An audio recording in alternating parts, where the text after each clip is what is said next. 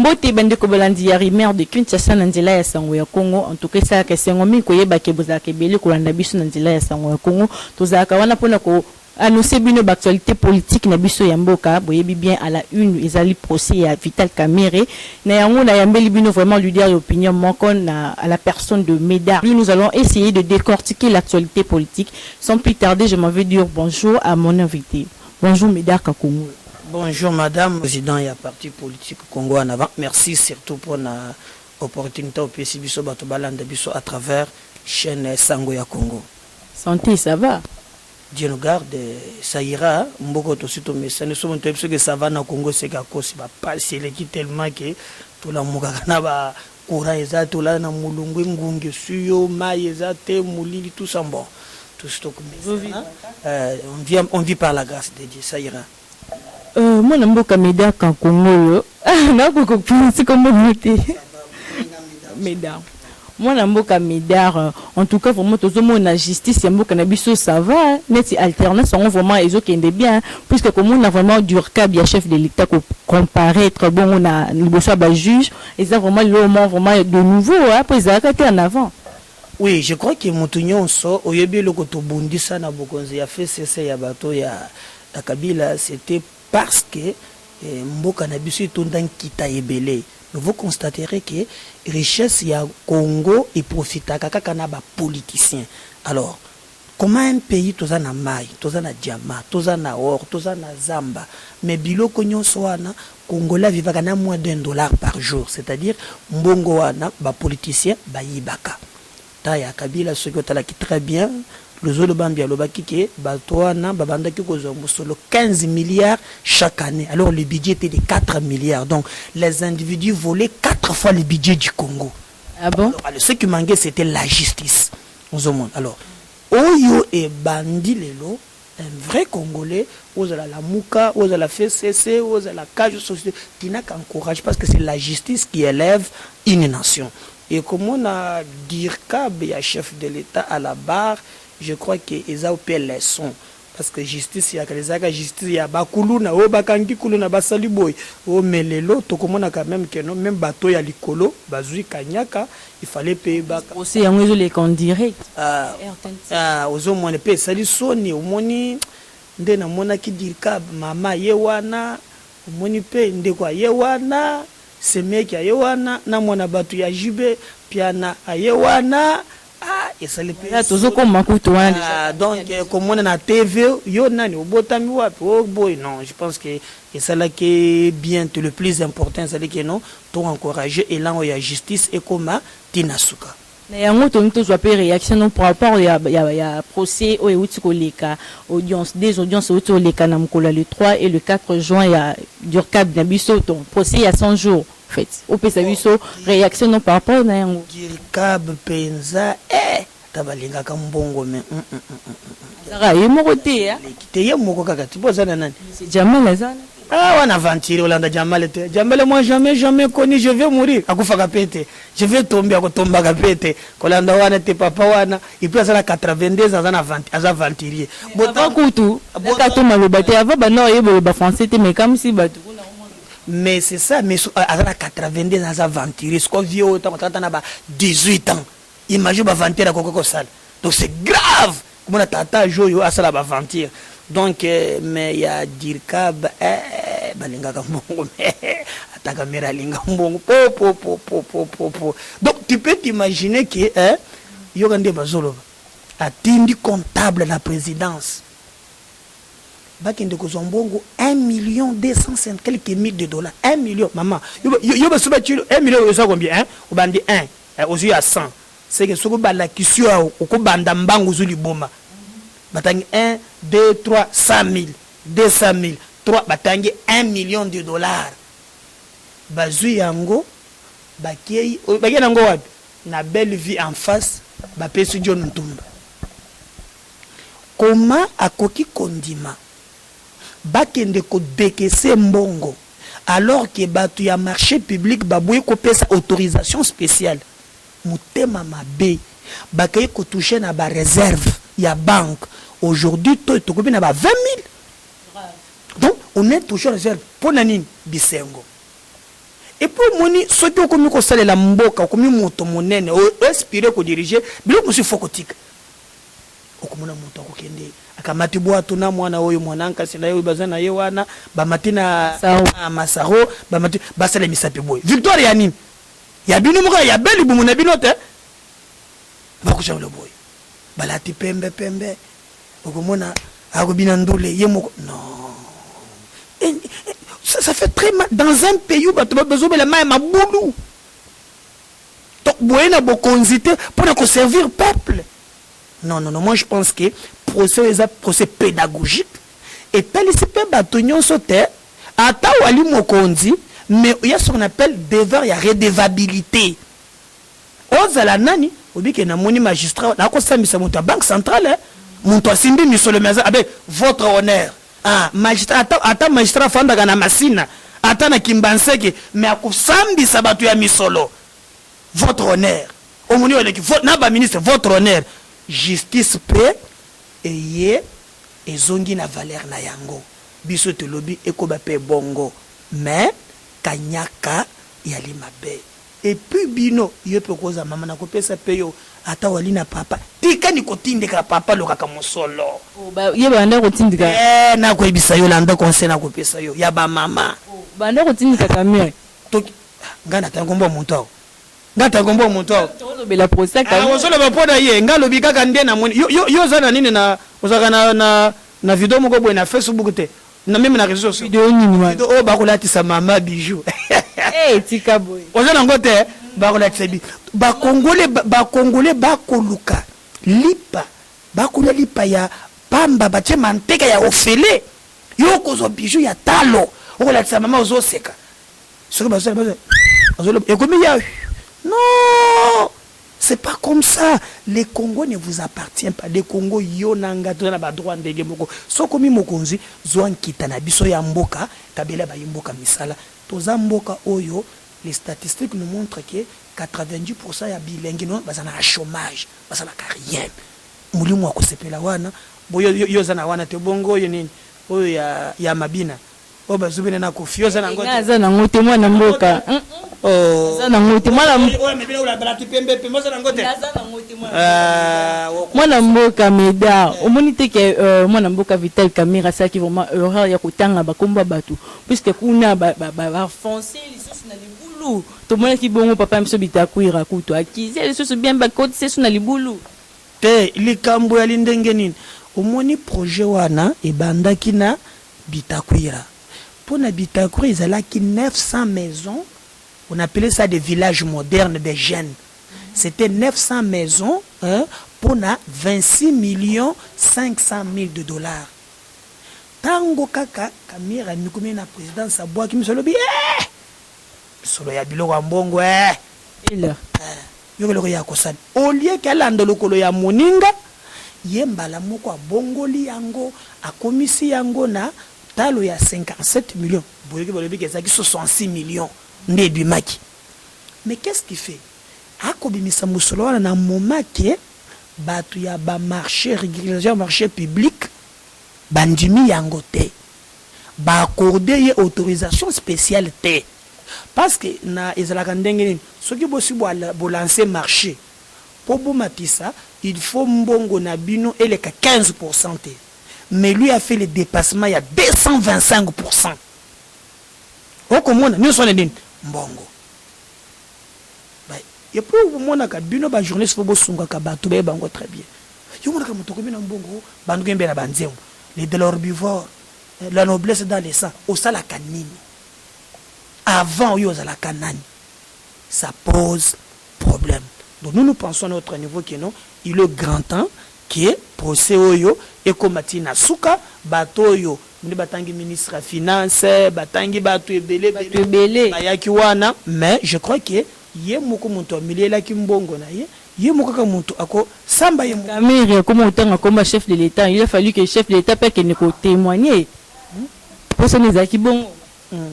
Je crois que au moni batona ki na avocat ya République Koko et Kayumbi tatona pe avocat malamu na pe siembote pourquoi yebi abiko sambela mboka na pesi na PCA mbote, mais le plus important c'est que chef de l'État yemoko ce qui a PCA autorisation ezani toza boye batindi yo na micro na caméra tout ça l'émission non balobito ya koteka micro na caméra ozomona balimité oteka caméra na micro donc le plus important c'est que non chef de l'État a kopese ba annotation asala musala mais a PCA ndingisa te ke aya ko détourner mbongo ya ba congolais le plus important asala ki mbongo ya ba congolais a justifier mbongo na bango ndeko meda yebisa biso yo zo juge nouveau juge président ndenge nini est-ce que zo sa msani malamu to zo sa ngona ko banga to ndenge te omoni ya ko tambola na makila ya juge aliboso wana po makila juge on ezaka place wana mo tende ba ko tepa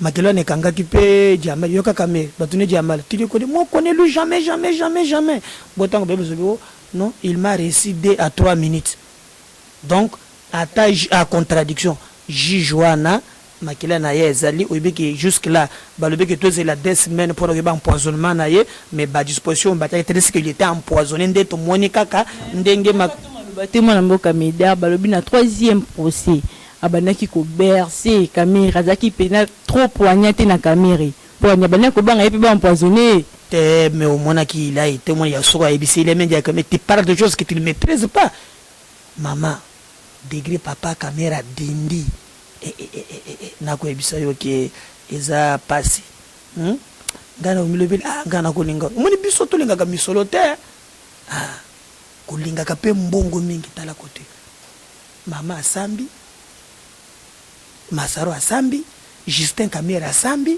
mwana wa Jibe asambi et puis umoni mwana Jibe na pesinga pasi ndeni umoni papa na ya yemba nzembo moko kala et puis banzembo zakande ba prophétie uzo muna yembake yango na lingana nga oyebaka nzembo nga pemba banzembo nga mimbete ata bikeji tokolia ata Thomson uzo mona de la uzo suko bango belingi akamone non papa lobito fandi pa na biso ata bikeji tolia ata Thomson tokalinga uzo mona oyebi banzembo mingi kabongo muso yembe bokangela ngaye yeye wandi na yebyo bokangela ngaye yeye muntu a détourner nga ba sentiment omoni le izongi ko kisamba lisoso ezaki prophétie zomona ba mission za ka inspiré na nkolo biziki na bango pe tambola ka pe na ndenge wa donc pour moi je pense que le plus important c'est ndenge procès kei toye balolenge mbongo e ko tambola siko mwana mboka médard to moni vraiment lelo to moni ba rejeter liberté provisoire ya mwana mboka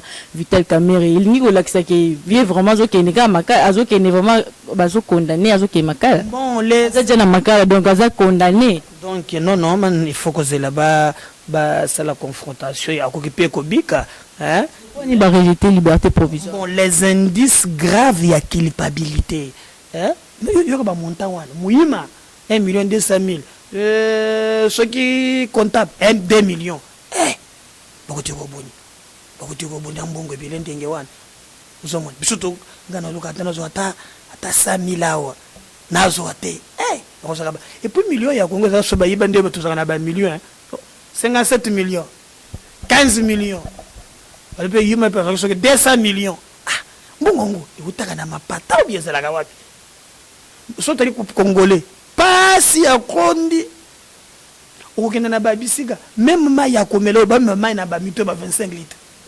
ngongo ezaka bayiba ka yango je pense que le plus important tout ça dans les 11 tous les cas na confrontation papa Kamerhe a présenté et puis ngalo ko salanga passe média moi ni siko passe ngeza place one po ba lobby ba nini wana bandaka na ba 20 ans so yo songangana ndozo mwana so na paka Kamerhe média quoi c'est pour le meilleur et pour le pire yo moni kende e holandeni donc ça la bien nga pele na za kunati na makambo tenazo mais tozo solo to songa ba tozo na biso no yo nde mutozo tena lobi question na nga kaka yo nde ba question ba biloko wana ya kanyaka ba kondana ka pas moins de 20 ans sekondenge peso kende net tozo ko makona siko 20 ans bon maman me déplacer jeune bon c'est pour le meilleur et pour le pire non sio zo ndeni média ndeko média pour le songa ngape dina soto ne mutuna tezaka lisolo tozo yo zo ndeni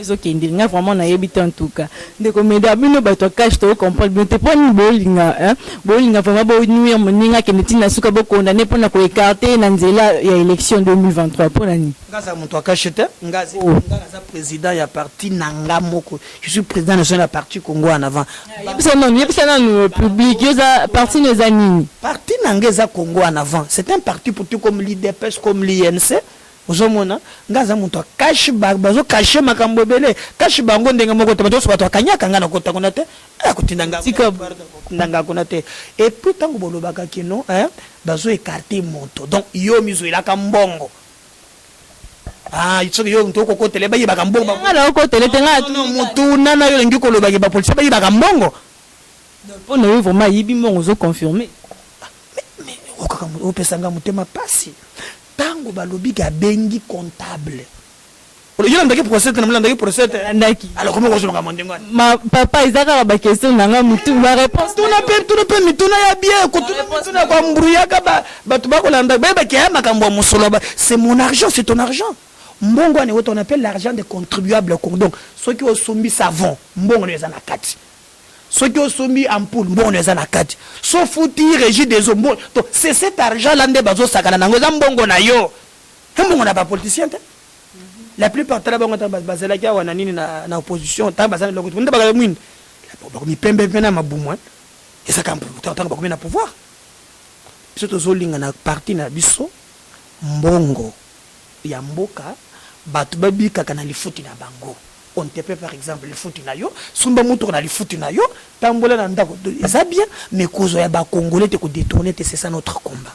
Là tout le bien le makambo etali vraiment avenir ya FCC cash yozo mona ngonde eza li baby ne le babli babe mabe FCC cash eza distraction mabe c'est ça ne le baku to beti mabe ndeli kambo wana te mama biso nande tala no d'abord bato FCC bato akanyaka bakambi boka pendant imamba kanyaka trop mais nde musala basala kate pendant 18 ans batiki mboka na nini to ça pays pauvre je te rappelle mboka na biso so tozwi kaka bakambi ya bien toza ndenge toza boyete mbongo nyonso bekomela kaka na mabumo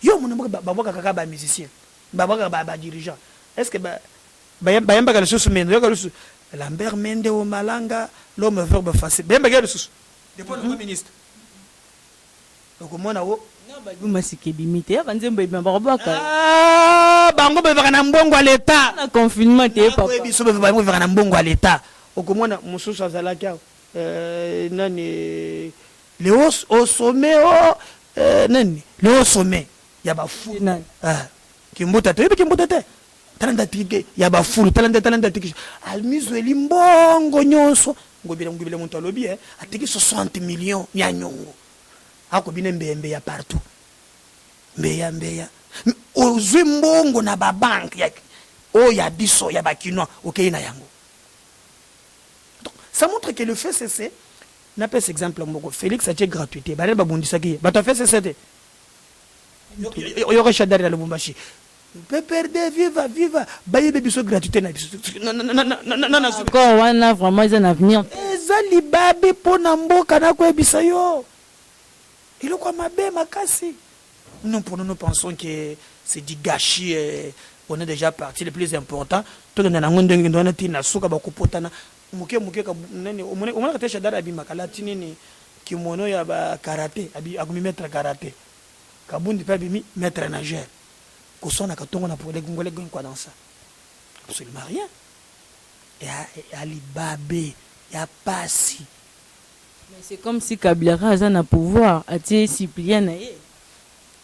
Quand il a un combat, il me semble qu'il est un président honoraire.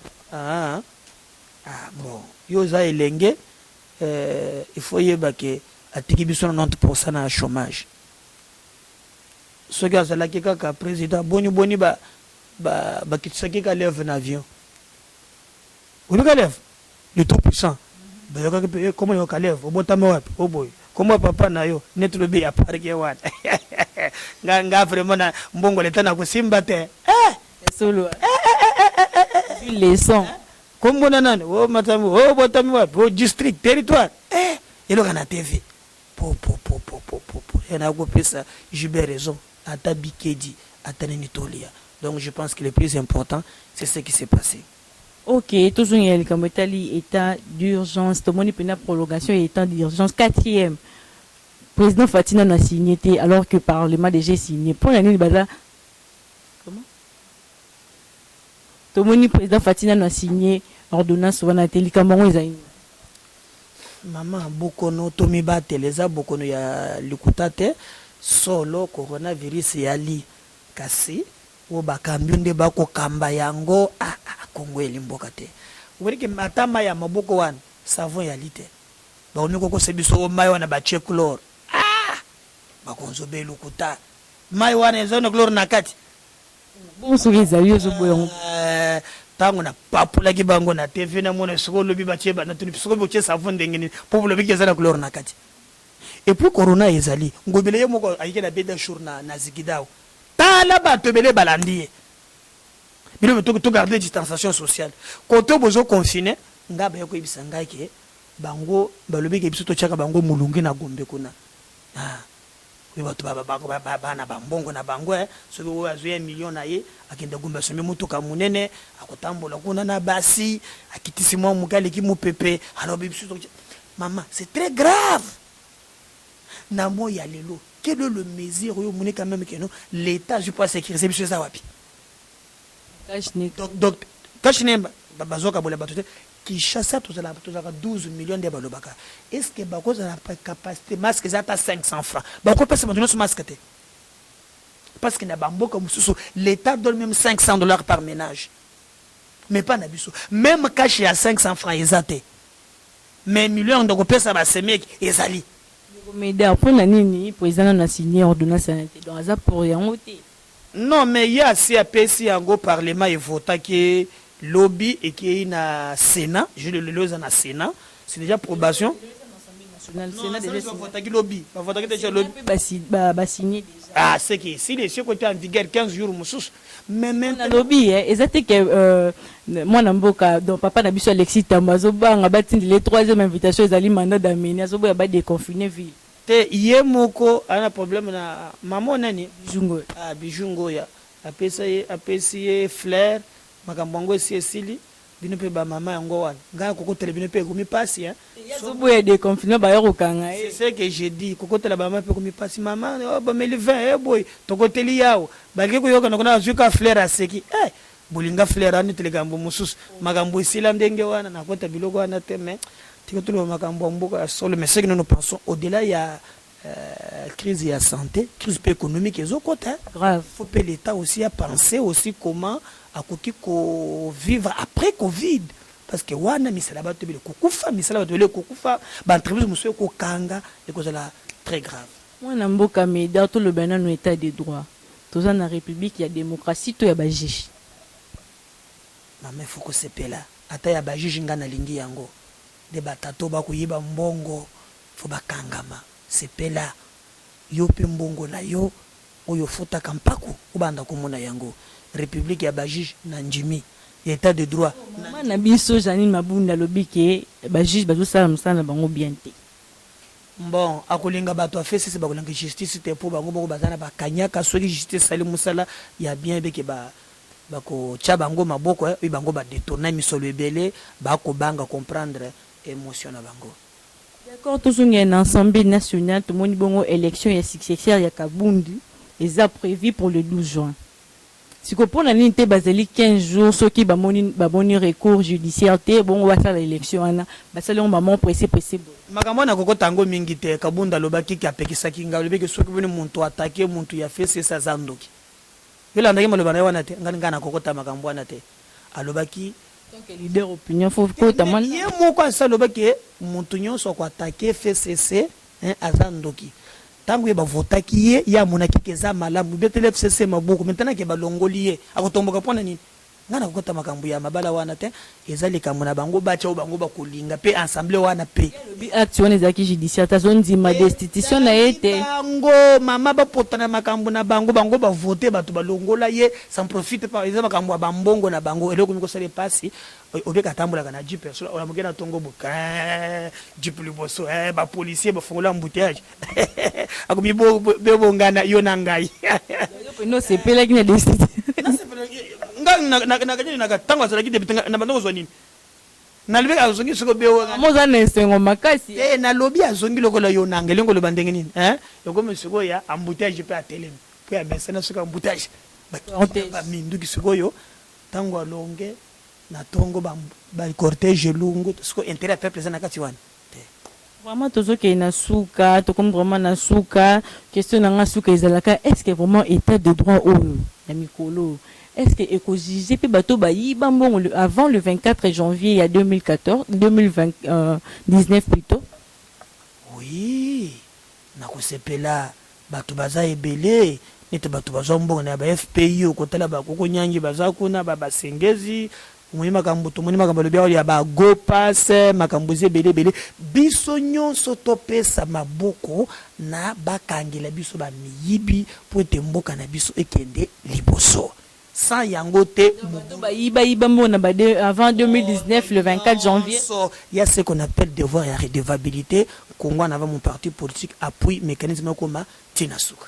Voilà, on a vraiment na suka ceux qui ne comédor que opesa mot de la fin par rapport à procès web sabana mboka bazela nini pour na procès oyo ya Kamere. Le mot de la fin nangaza ko pesa batu nyonso conseil biso nyonso tolingaka mbongo mais tolinga lokola papa Kamere te. Donc conseil na ko pesa yango wana le plus important tout c'est la procès oyo ekoleka moto nyonso aza innocent batika ye ou eza impliqué bakanga ye mais na pesio merci quand même donc pesio opportunité bato balanda biso à travers Sango ya Congo. D'accord, là c'est vraiment la fin de cette très belle émission là qui c'est vraiment représenter bino nzila ya Sango ya Congo TV zaki bongo de comédia. Voilà, tout comme vraiment na souka émission na biso ba remarque na bino ba suggestion ba commentaire et ça là nga plaisir pour améliorer prochainement bongo ezala ki grâce la bolinga na présentation émission ya mukolo lelo to kutani très prochainement.